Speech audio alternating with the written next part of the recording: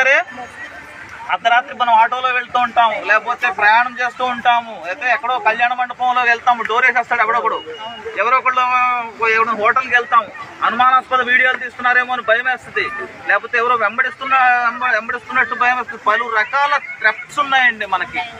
ప్రతి మనిషికి కూడా ఏదో రూపంలో థ్రెట్ ఉంది. మనకు తెలియకుండానే మనకు శత్రువులు ఉంటారు, మనకి థ్రెట్ ఉంటుందండి.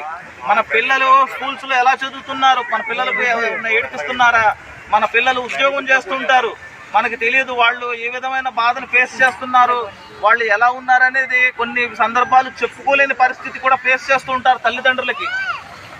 ఎలా ఉందంటే ఏదో విధంగా ఇరికించాలి, ఏదో విధంగా కెమెరాలు పెట్టాలి, ఏదో విధంగా మనుషుల్ని ట్రాప్ చేసే విధంగా ఈ రోజుల్లో జరుగుతుంది. అలాంటి సిచ్యువేషన్స్ మన ఎవరికి రాకూడదు. సమస్య ఉంది అనగానే పైరు బాగుండాలంటే పురుగు చావాలి, పైరు బాగుండాలంటే పురుగు చావాలి. మనము క్షేమంగా ఉండాలంటే శక్తి యాప్ ఉండాలి. మనకి ఏదో ఆపదలో ఉంటాం, మన తల్లిదండ్రులు రారు, మన ఫ్రెండ్స్ రారు, మనకి ఎవరూ రారు. మనకి మనమే రక్షించుకోవాలి. మనకు మనం రక్షించుకోవాలంటే శక్తి యాప్. మనకి పోలీస్ స్టేషన్ నెంబర్ ఉంది కదా అంటే ఆ నెంబర్ సమయానికి పనికిరాదు.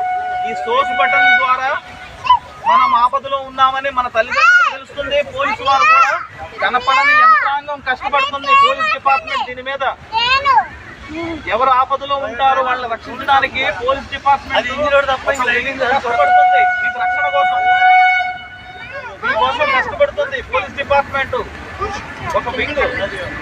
కాబట్టి ఎవరి చేతులు కాలిన తర్వాత ఆటలు పట్టుకోవడం కాదు.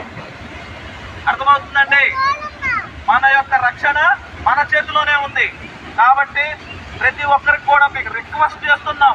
ఈ రిక్వెస్ట్ మీకు ఎప్పుడు పనికి వస్తుందంటే ఆపద కాలంలో మీకు ఆయన ఎవరో చెప్పారు కాబట్టి ఆయన మాట విని నేను యాప్ డౌన్లోడ్ చేసుకున్నాను, నాకు నేను రక్షింపబడ్డాను అన్న క్రెడిట్ మీకే వస్తుంది. ఎవరి యొక్క రక్షణ వారి చేతిలోనే ఉంది. అర్థమవుతుందా? అందరూ కూడా కొంచెం ఇబ్బంది అనుకున్నా సరే యాప్ డౌన్లోడ్ చేయండి. మీ పిల్లలకు, మీ బంధువులకు, ఎవరితోనైనా సరే, మగవాళ్ళకు కూడా చేయించండి, తప్పులేదు.